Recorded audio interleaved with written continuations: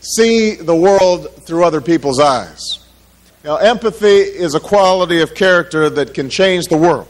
Okay, hi, it's Edwin Rutsch from the Center for Building a Culture of Empathy, and I'm here today with Jeremy Nickel, and Jeremy is a minister at the Mission Peak Unitarian Universalist congregation in Fremont, California. And thank you very much for joining me today, Jeremy.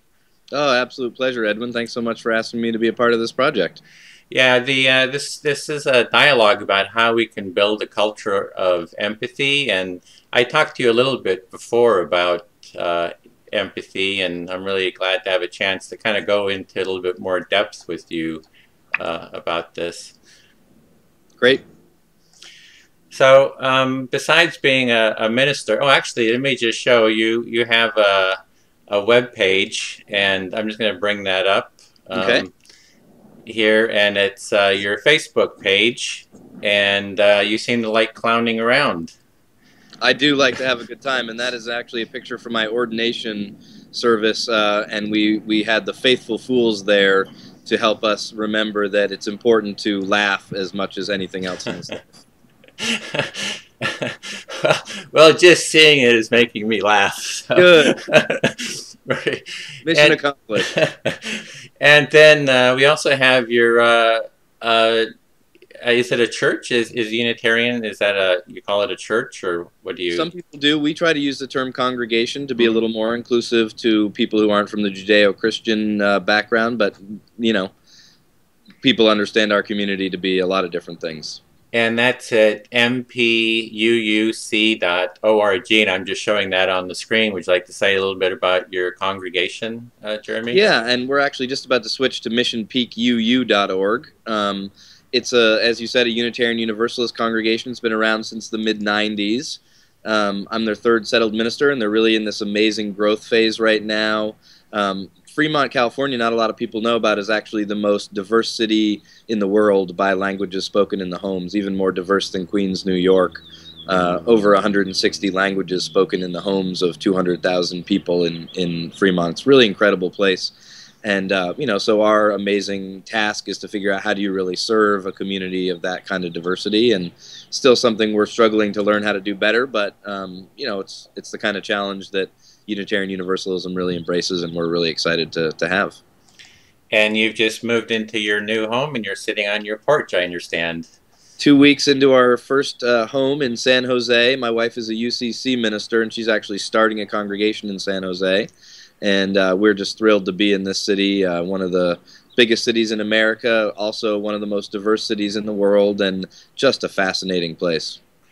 So we wanted to kind of go into empathy and how do we go and build a culture of empathy. And what I found a good way to kind of get started is asking people about a metaphor for what empathy is like. Like usually empathy is defined as standing in someone else's shoes or looking through someone else's eyes. And that's just a metaphor. And it's actually has become kind of a definition for empathy. And I find everyone, if they don't use one of those, actually can come up with their own metaphor. And it's kind of revealing, add some kind of insights. Do you have a metaphor for empathy?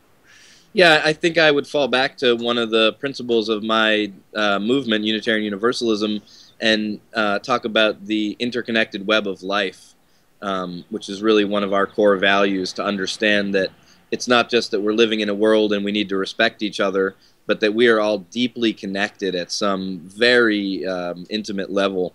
And I think the more that you really not just understand that, but begin to step into that mindset and live it, you can't help but be empathetic to not just other people, but to all of life and all of creation, to know that it's not just that it's another creature to respect, but that it's actually a part of you, that loving that thing is about loving yourself and vice versa. And I know, you know, that a lot of people in this society are disconnected from each other, and I would say that's the closest thing I have to a metaphor for the opposite of empathy is, you know, that just absolute disconnection that so many people feel now, where they look at someone else as an object or as just something completely other than whatever they are. And that really allows us to treat people in ways that we would never dream of. which is why, I mean, I'm with you on the idea that creating this culture of empathy is one of the most important goals that any of us could have, because what we really need to be is in right relation with each other, and I really see those as the same thing. In terms of, okay, you have like this web of life that you're seeing, which I imagine is people, animals, just all of is it the whole ecology kind of? It's like that picture of all animals and plants. I would go even beyond that. I mean, you know, a rock or whatever, something that we would think maybe doesn't have life, is just as important to how everything is intimately connected. I mean, if you want to go into the science of it, we're all stardust, right? And just reconfigured. So, you know, I really think that whatever you experience in the created world is a part of that interconnected web of life. We have different roles within it. We have different responsibilities within it, but ultimately we're all just that stardust. We're all from the same thing in the end. So you're setting that up as the opposite is feeling disconnected, and is there like a picture of that? What is the kind of the image you have for the disconnection? You know, I'll get a little current event on us for that one. I was just reading an interview this morning, actually, with the man who stands accused in Oslo, in Norway, of you know, killing dozens of children and members of parliament. And in this interview, he says, you know, one of the things I needed to do to prepare for this was to stop being empathetic to people. And I trained myself to do that through meditation and through these violent video games that I played, to learn to stop thinking of other people as people. And that's what allowed me to do this. And, you know, I'm not one who thinks that video games are bad inherently. I think there's wonderful video games. I think it's just like money. It can be good or bad. But in this case, was a tool he was able to use to really disconnect himself from that interconnected web of life. And so that, to me, is a horrible, sad metaphor that we have right now in our current events of what that can look like. And unfortunately, that's all too common now, to meet people at some level of that disconnect where they're no longer seeing their fellow creation as something that they're connected to or have any respect for. Well, one thing I like to do is connect those metaphors with the felt sense. Like, what does it feel like? And when you were talking about that, I mean, I just had this wave of sadness come over me. I mean, it's just like, almost feel tearful just thinking about it. I mean, and one of the things I remember with someone like this man in Norway and other people who I experience, you know, at different levels of that is where it's coming from. It's coming from fear and sadness. I really believe that our natural state is empathy, and that it is a very unnatural place to be in that level of disconnect, and that it comes from that fear and things that we can really help cure with love and you know, the kind of stuff that you're really trying to bring into this world. Well, how do those two feel to you, those two poles? I mean, personally, what's the feeling that comes up for you? When I was a young kid, and this is one of the places where I get my sense that empathy is our natural state. When I was a child, I remember when I would meet people just on a gut level without even hearing their story, I just knew where they were emotionally. I knew if they were deeply in pain. I knew if they were a happy, satisfied person. And I felt that intimately in my own body. And I think at some level, the culture that I moved in trained me and told me to stop feeling that stuff. And really a lot of my ministry has been about learning how to reconnect with that stuff and not to let it overtake me and overwhelm me, but to let it really help inform the way that I, you know, the way that I relate to my fellow creation. So, you know, when I'm not immune to any of this, just like anyone else. I live in this society and have moments where I am disconnected and I'm yelling at another driver or something like that. And it's awful. It's a horrible feeling. It's not the state that I ever want to be in, to let that kind of fear and anger overtake me. And so I really, you know, I hope I continue to improve in life and finding myself quicker and quicker being able to realize that I've slipped into one of those places and bring it back to love and center back onto the things that really matter to me, like being back in touch with my just deep, intimate connections. Well, that's kind of the question I'm looking at here in these dialogues is how do we go from that world of disconnection to that world of seeing ourselves as part of the web of life and that sense of connection. So what kind of insights have you found to kind of move from that one world to the world of empathy? Yeah, I can give you a few thoughts, non-exhaustively, of course. I mean, there's so many different aspects I think you could talk about. But for me, you know, I should also say I'm a new father. I have a 9-month-old daughter, and I've been married for a couple of years to someone I just think the world of. But bringing that daughter into our life has made us feel like a family in a way that we hadn't before. And I already understood how important supporting families were. And when I say families, I mean families of all kinds. You know, I'm not someone who in any way draws a line around what a family is. There are people that you're born into sometimes. There are people you collect along your journey. But supporting those families and really making sure that they are something that have the most value, I think that's so much a place where we learn how to be empathetic. We are in intimate relationship with our family members. We know things about them that no one else knows. We see them in moments that no one else sees them in. And you just love them even when they're not at their best. And that is so much of what we need to bring back into our culture. And so in my congregation, you know, we're still learning about how we can best support families. And I just think that's something that this world needs to get better at. You know, we have really put such a value on work and money and material success. You know, I try not to judge people who put some value in that, but I do see people who skew that to such an extent that it makes me sad that they've lost the value of the things that I think are really the bedrock of what we want to embrace as humans. And I think so much of that is learned in families. So that's certainly one of them, you know, supporting families to be able to do that naturally. Well, Another one, how do you, if we just stop there a little for sure. a little bit around families? I mean, there's as an individual kind of having, you know, kind of looking for ways to deepen the connection in your family and finding ways of supporting it. And I guess there's societal ways, you know, to have, I guess, in your congregation, you know, as a minister, that you're there to support, you know, to add kind of a level of support to people in your congregation, as well as the society. Right. I was just hearing something on the radio. They were just talking about, you know, parental leave and so forth, and all the social structures that kind of support families. That's right. I was just thinking the same thing. Maybe we heard the same story on NPR yesterday about France and Germany. You know, Germany has this supposedly dynamic economy growing when the whole rest of the world is shrinking. Aren't they lucky, we all say? Well, their population is shrinking.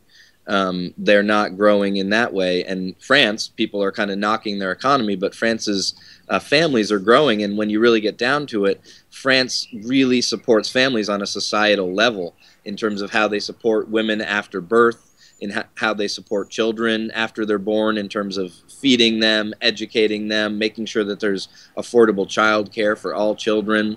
So there are absolute, really important ways that societies can really make it important to have families and support that. And then, as you said, on the individual level, you know, in our congregations, in our faith communities, whatever they are, in our communities of support, to really value that and to talk about how important it is.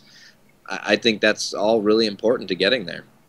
Yeah, sometimes the family is the hardest place, you know, it's in terms of kind of the real nuts and bolts of how empathy works, you know, with conflict. And my partner says I'm like the worst person to be working on this project, you know, because in terms of empathy, you know, so, yeah, that's really hard. There's a lot of stresses and strains in relationships, and how do you, that's really maybe really the front lines of creating a culture of empathy. That's right.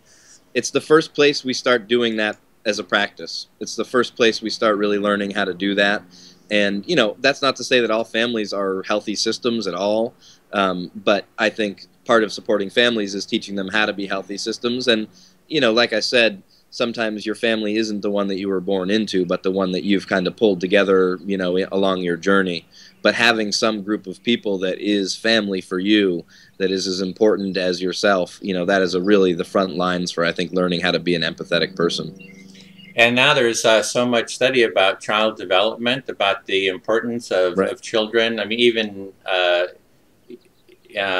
you know, before children are even born, how the feelings of stress, you know, the high cortisol levels and the different hormones that are there actually pass through to the fetus, that that it creates a level of tolerance or for these different you know, stress chemicals in the body, so that it's important, you know, for having low stress during that period of pregnancy, and then going all the way through, you know, for just healthy child development, that there's a kind of empathic parents there, and then they need support too, because the parents are feeling stressed. I can certainly relate to that right now as a father of a 9-month-old. Yes, absolutely. And so there's supporting families in all those ways. Yeah, I think couldn't have said it better myself. Okay, and so going on, you had other ideas about that? Yeah. Well, you know, another thing we talk about in my movement in Unitarian Universalism is this free and responsible search for truth and meaning. And you know, I really think that that has a lot to do with being an empathetic person. So many people have had belief systems given to them that they didn't want anything to do with, that didn't really lead them to any insights about how to be in this world.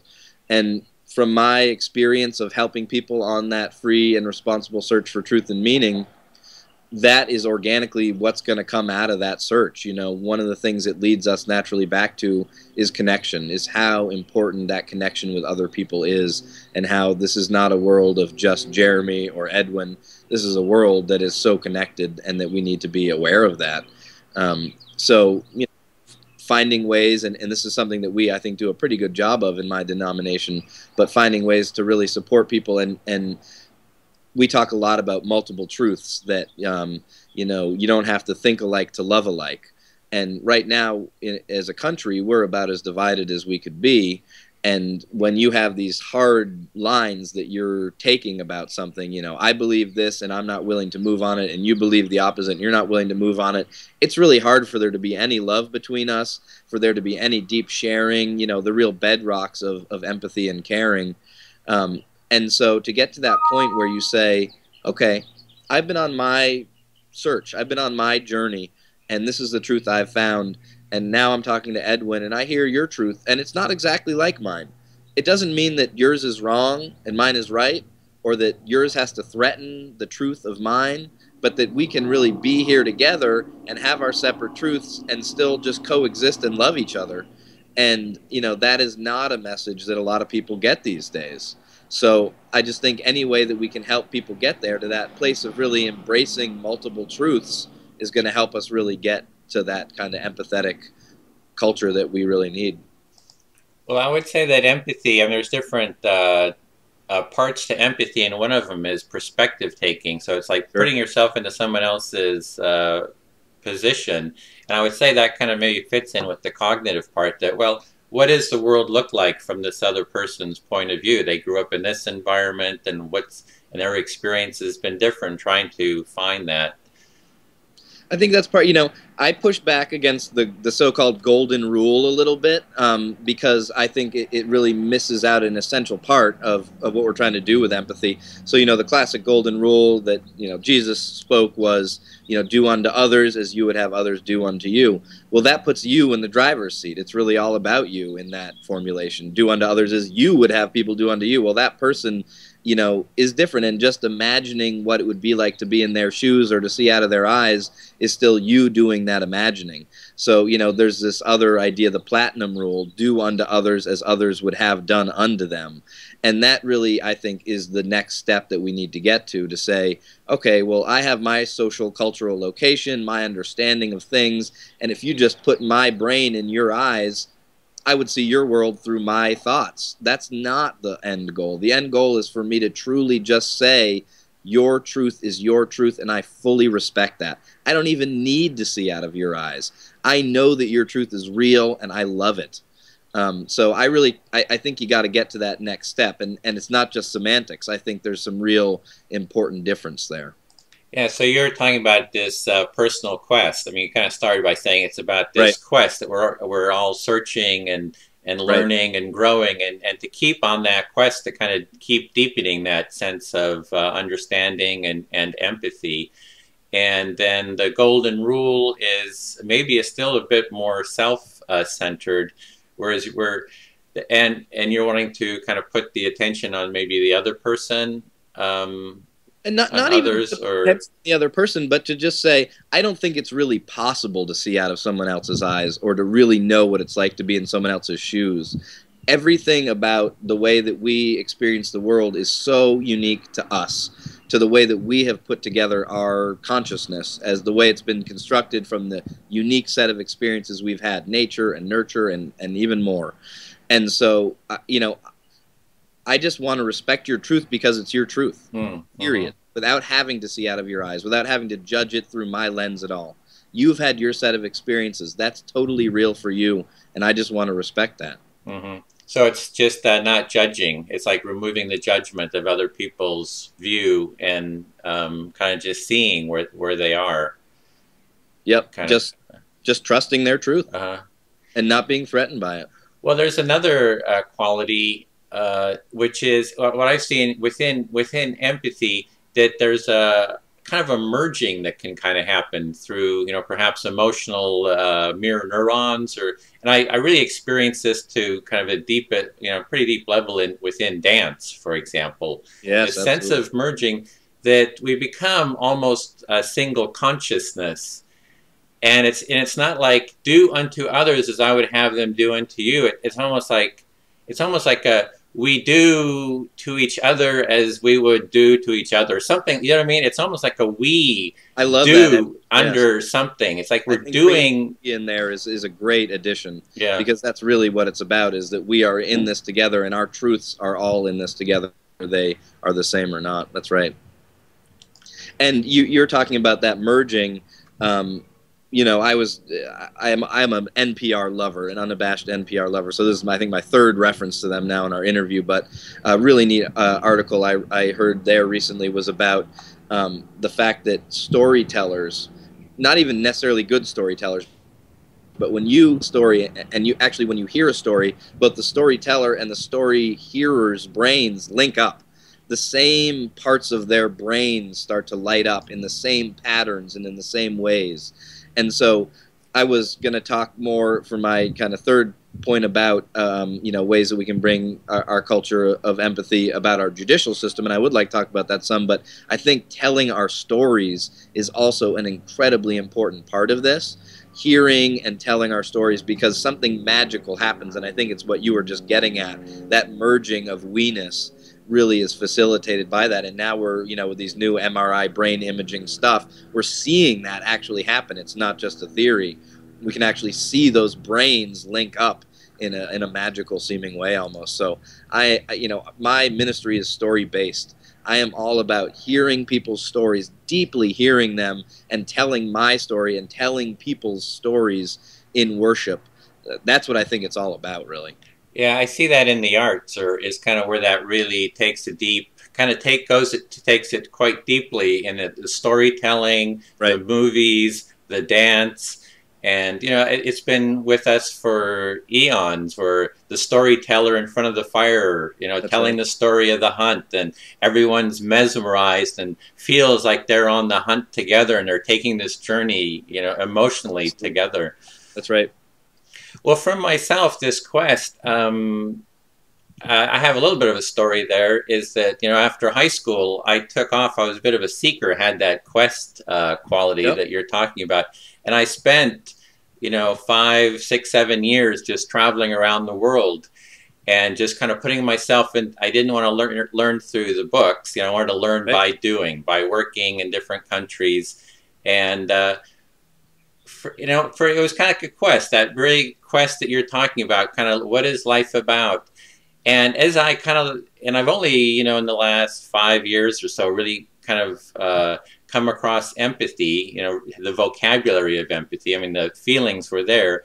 But just in that quest, I saw the humanity, the common humanity of everyone around the world.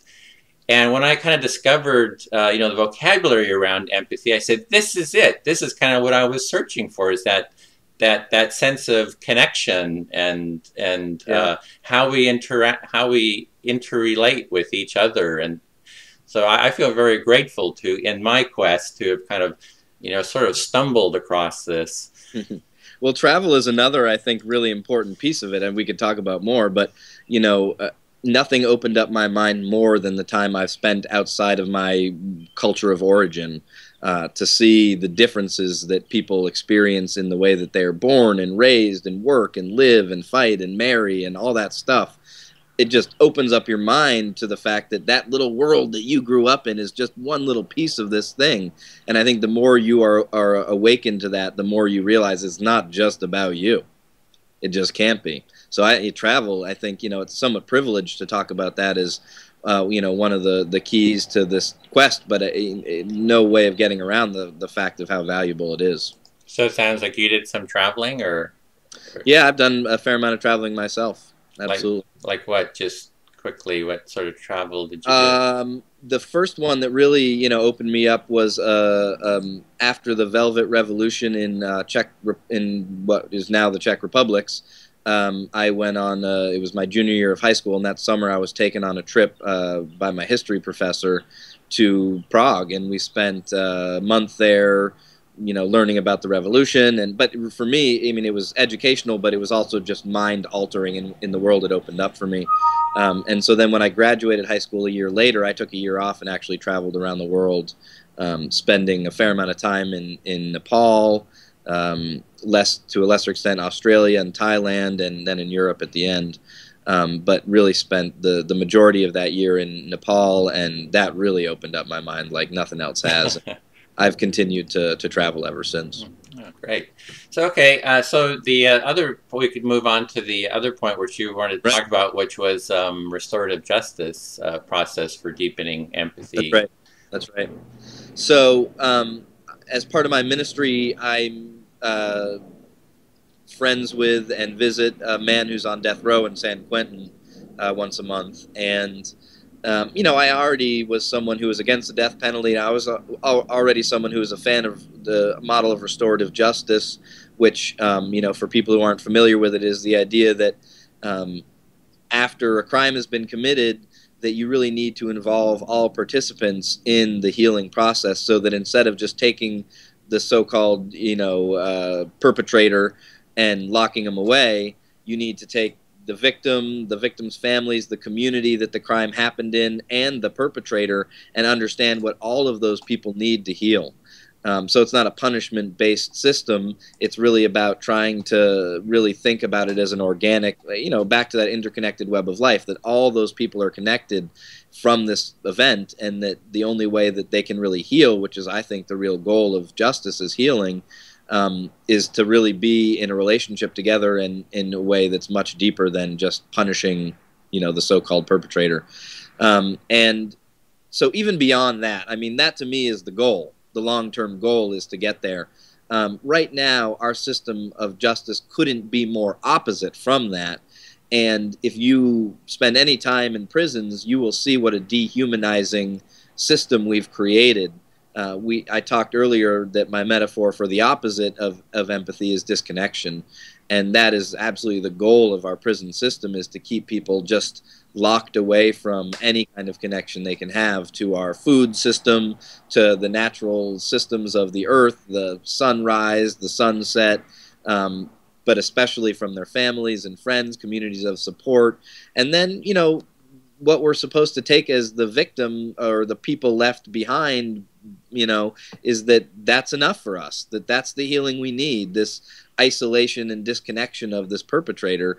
And so no one gets brought back into healing connection. No one gets to have empathy for each other, to have love and the things that I think would really bring anyone into the state they'd want to be brought to after such a horrible experience. So that to me is one of those things that not only isn't leading to a culture of empathy, but continues to reinforce this disconnection and, keeps us from being able to achieve that important goal. Yeah, so it's seeing how we can take the justice system being kind of a punitive, competition-based system, which is really, it's like a gladiatorial system with the lawyers are out there fighting, and somehow that who survives is the person who's, kind of wins and is right. So, and it's moving that to a restorative justice system. I actually like the word restorative empathy because I think that it actually is more precise in terms of what it's talking about, because it's looking at how do we restore some sense of connection, because when someone's been harmed or feels harmed, they feel like a disconnection. It's like they're often like, why did this happen? I don't understand this. Who is this person? They're like totally feel, it's that sense of separateness. The victim or the person who's been harmed feels separated. And it's like, how do we recreate that sense that they feel like they're part of the web of life? Right. Yeah, I mean, any work I've done with the surviving victims of murder, the parents, the spouses, the brothers and sisters, those who just sought criminal justice to have that person, be executed or to be locked away forever, they are locked still in the trauma of that moment. They have not moved forward for the most part. Those who I've met that have pled for the continued life of the perpetrator, who have stayed in relationship with them, who have found a way to forgive them and be in dialogue with them, their life isn't where they want it to be. They have lost someone who meant so much to them, but they have been able to re-engage with life at some level and to continue sharing some important part of themselves in it. That's what we really want. That's the real goal. You take this Trayvon Martin case right now, which is obviously just a complete tragedy from all sides. Now we just want to make a new victim out of this guy who is left behind, and certainly not in any way, shape, or form defending his actions, but now moving forward, what is really going to serve that community best? To lock him up and to make him, disconnected from society, or to try to rehabilitate him, make him understand the pain he's caused and how, and to help bring him into relationship with that grieving family? That's what I would hope for, but not what we're going to see. Yeah. So what do you see as the obstacles to get us from there? Because that's a big part of what I'm seeing too. Is we need to transform the entire justice system, and kind of what do you see as the obstacles to get us to a kind of restorative justice, restorative empathy? I think the main obstacle in terms of the criminal justice system specifically is capitalism. The criminal justice system is a huge moneymaker now for the prison industrial complex, like you said, for lawyers, and they're going to fight tooth and nail to keep the system in place that they're all benefiting greatly from. I think in a lot of ways, I'm not someone who just says that capitalism needs to be replaced by communism or something like that, but I think there's some major reforms that capitalism needs, and I think that is a part of restorative empathy, really. To me, capitalism puts value on growth from a financial standpoint. That's what capitalism cares about, exponential and constant growth of an economy. What I care about is human beings, is creation and life. That's the value I care about. And I believe there's a way to reform capitalism, not to abandon it, but to find a way to put that value back in it. So that's the kind of thing I think we need to have a serious conversation about as a culture if we were going to make any of these changes. As long as we are a capitalist-based society in the way we are, which is obviously not a free market, I don't think we will be able to make major strides in any of these things.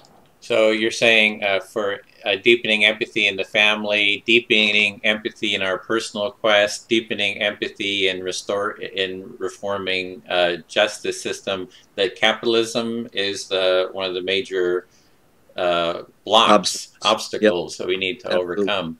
I mean, it is one of the organizing principles of our culture. And the way it organizes us is to be in competition with each other for what they tell us is a scarce resource, which actually has no intrinsic value to it at all. So yeah, and until we reform that and revalue what's really important, I don't see how we make major strides in any of those things. We all can work on them on individual levels, but there will be major culture-wide obstacles to really making those changes on the level we need. Well, you've been a real leader in the Occupy movement here in Oakland with the interfaith community, and do you see that as one of the ways of addressing this obstacle to empathy and compassion? Unquestionably, absolutely. like I think a lot of people, I've been waiting a long time to hear that the revolution has begun. And to me, that's what I thought Occupy, at least when those tents went up in Zuccotti Park and then at Franco Gawa Plaza and other places, that it signaled to me that maybe we're going to hit a critical mass where enough people would really fight for the changes we need. I'm not sure if that window hasn't been slammed shut at this point by those obstacles, but I think that it represents a really important possibility for moving that conversation forward. Well, perhaps we could talk a little bit about the Occupy movement and empathy, because that's something I've been trying to kind of bring into the conversation. And I attended the Interfaith Conference, which you had just a couple of months ago, or a month ago, or even just a little while ago. Can't remember when. Time certain. I can understand. I relate. Yeah. Yeah, especially with your new baby in the house and everything, and all that. So anyway, I tried to bring empathy into the discussion, and there was a panel discussion there with 4 religious leaders, and I said, how can we, I asked this question, how can we create a culture of empathy, or how can we raise the level of empathy? And I got 2 main points, kind of, is kind of what I heard, is one, see God in the face of God in everyone, was one, which I guess is kind of like see our common humanity, or is kind of in that area. And the other was kind of like a bit of a criticism, was, well, be careful of people who are talking about love and empathy, because they can be kind of, I don't know if it was self-righteous or something like that. Piety. It was the word piety was used. That's beware of the piety attached to empathy and love talk. So that was what I got out of asking 4 religious leaders, how do we build a culture of empathy? And I felt like really, really disappointed. It's like, this is it, you know? So I'm just kind of wondering what your take on that is. Well, I've kind of given you some of my take on that already, but, you know, I think what is at the heart of the Occupy movement is saying that, you know, our values are all wrong in America, that we have, you know, put our stake in something that is not serving us, it's serving, you know, corporations and a very few people. You know, one of the things that has been disappointing to me about the Occupy movement is the idea of the 99%. I think, I mean, I understand why people have really galvanized around that, because it's a helpful tool on the one hand to talk about what's happened in our economy, but to me it's another way to divide us. And, you know, what I am really hoping with Occupy, or whatever movement helps move us forward, is to talk about the 100%. And as I said before, the 100% to me is not just human beings. It's every part of this world that we live in, every piece of creation. And so, you know, what I want to do is advance the goal of a society that is structured around strengthening that value, that is our core value, not an organizing principle that says infinite growth and money are the organizing principles. So I think Occupy at its core is about caring about each other in a very deep level. I think maybe what you ran into was people who are really trying to talk nuts and bolts about how to do things, and have trouble maybe with talking about those larger questions, and so maybe they weren't able to switch gears on the fly there or something. I'm certainly sorry that's a response that you got, because I think that, as I said, this is really one of the most underlying important principles of what we're working on. Yeah, I would have liked you to have been on that panel. You're so articulate about this.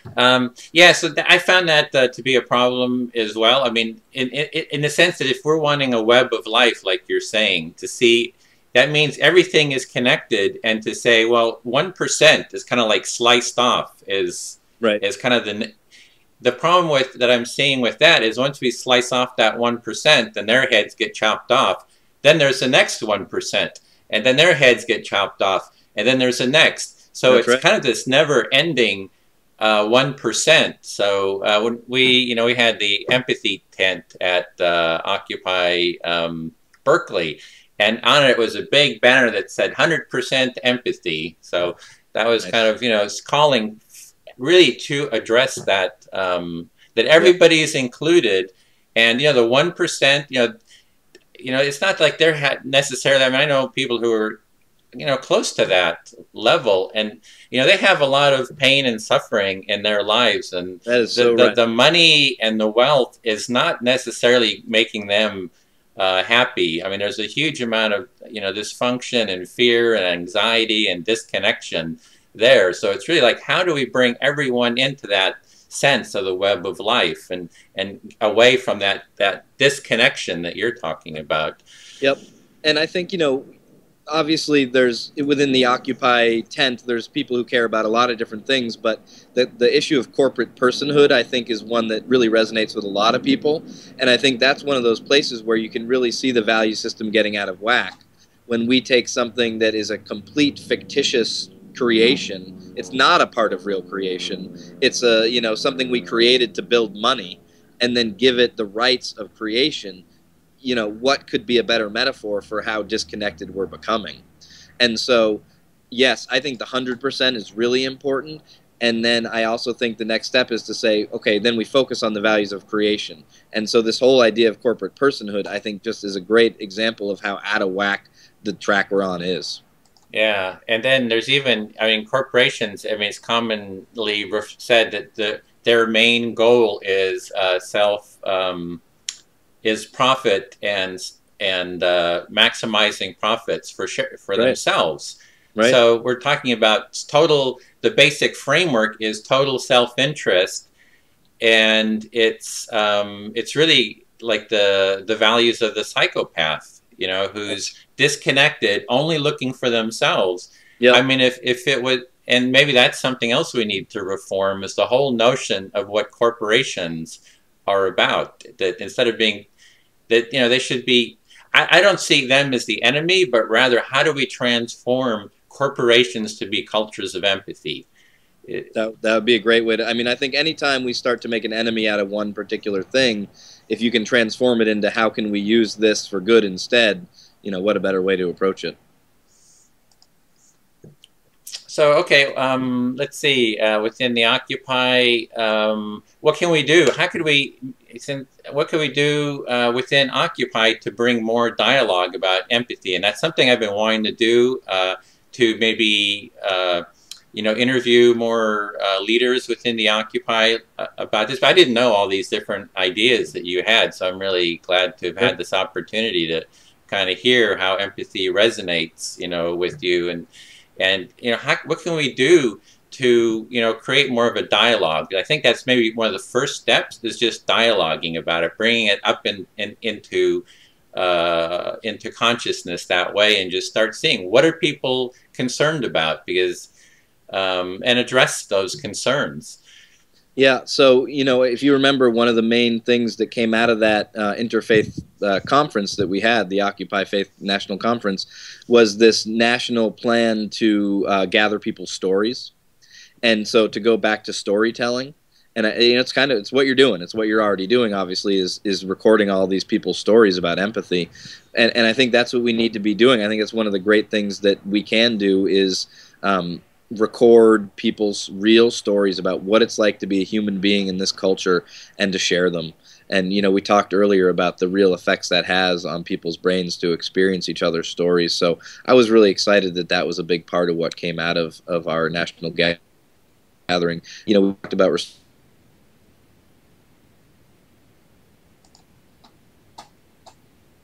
restorative justice, obviously the transitioning from apartheid. And, their idea was, we're not just going to take one group of people that we've been holding in bondage and switch them for a new group. We're going to really just get everyone's story out there, the evilest, most horrible, painful stuff, and the happiest, most joyous. We're just going to tell it all so that people can really hear it, people can experience it. It's not going to be pushed underneath and forgotten about. And I think that's what we need in America right now, is a real truth and reconciliation process of storytelling around what has become of our economy that's eating us alive. It will move on from America. Capitalism will. It's a parasite. And when it's extracted all the resources it can out of us, and we're no longer a viable system for it to feed off of, it'll move on to someone else. So we need to save ourselves before it's too late. Yeah, so it's out of that conference, there was going to be the different communities were going to have storytelling, trying to hear people's stories about how they've felt they've been harmed or within the society. Yeah, specifically we're focusing on people who've been really hit by the foreclosure crisis, but just in general, stories from this economy, people who have been destroyed by this economy, and we're going to have a national upload day. I can't remember the date now, but the idea is that people will collect these stories for a couple weeks or months, and then there'll be one day when we just upload them all, you know, millions of these stories, so that people are just flooded with these stories of real life and what's happening out there. Mm. That's another way that we are kept disconnected is, you know, the same few stories and the same few narratives are repackaged every day on the news, and, you know, that's what we're told is the truth. So we really, you know, want to get all those stories out there to give a more true and fuller picture. Well, one thing I'm looking at is how to consciously talk about empathy and compassion, in the sense that there's something about the integration that happens. You know, people can hear someone else's story, but to put it into a larger kind of values framework, to tie that in with, well, this is what empathy is. So it becomes a little bit of a banner in the sense of in creating a movement around empathy, you know, a conscious movement. Because it has a lot of components now. There's movement within the education system for empathy, you know, teaching, and also is like anti-bullying. Right, absolutely. There's a lot of new science about the role of empathy, all that child development that we're talking about, mirror neurons, how it works in the body, and all the benefits, you know, just in terms of happiness and longevity. Right. There are several... I know that there's work in the multicultural. I just interviewed someone, Nadine Dolby, who's at Purdue, and she's working in the multicultural department there to redefine multicultural and base it on the values of empathy. So she's just written a book about that, and I'm seeing that in the social work. So, you know, there seems to be this movement kind of building, and there's something, I think, about having the vocabulary to talk about it. You know, there's storytelling, which has been with us forever and will be, you know, as human beings. But there's something about connecting that to, you know, this, you know, to the vocabulary, I guess. Mm-hmm. That's where you come in. Yeah, that's where I come in. So that's something I'm kind of looking for, and looking for any kind of insights, you know, about that. So I guess I'm kind of looking like how to do it within even Oakland. And how's your hope level now? You're feeling a little with the Occupy. It seemed like, how do you see things kind of going forward around this? I'm kind of holding my breath right now. You know, my sense was, you know, in December that we were moving into a kind of hibernation mode, and that things were going to really be reintroduced in the spring. Well, here it is. It's the spring now. And, you know, I've been involved in a lot of discussions. I know some other high-level stuff is going on. May 1st has been talked about for a while now as kind of the national relaunch day for Occupy. So I don't know how that's going to play out in Oakland locally or nationally. So I think we'll know by the fall, you know, by September, if this is a movement or a moment, and we're still waiting to find out. Somebody had just sent me an email asking me about addressing the question of whether empathy is weakness. There's kind of like it's a criticism of empathy that it's weak, and I was wondering, how do you see that in terms of weak and strong? Yeah, I mean, it depends what your goal is. If your goal is to be a strong warrior and never show fear, then yes, empathy is absolutely a weakness. If your value is human connection and love, then I think there isn't something stronger that you can show. And, you know, let's be honest, really loving someone when they're pissing you off to no end is one of the hardest things you can do in the world. It takes a kind of discipline that I think few warriors even have. So I would reject that out of hand, but that's just someone who's, I think, speaking from a different value judgment than me, and their truth is a different truth than mine. It's certainly not something I can relate to. Yeah, there's something about empathy. I mean, for someone to be empathic and present with someone who's, you know, aggressive or, you know, whatever, judging you or attacking you, to have that sense of presence and to be empathizing with them seems to be extremely strong to me. To be it. Absolutely, absolutely. Yep. So, okay, is there any other thoughts you have about this that you'd like to share before we kind of bring No, it to your a close? questions are really, I think, drawn out even more than I could have imagined, so it's just great.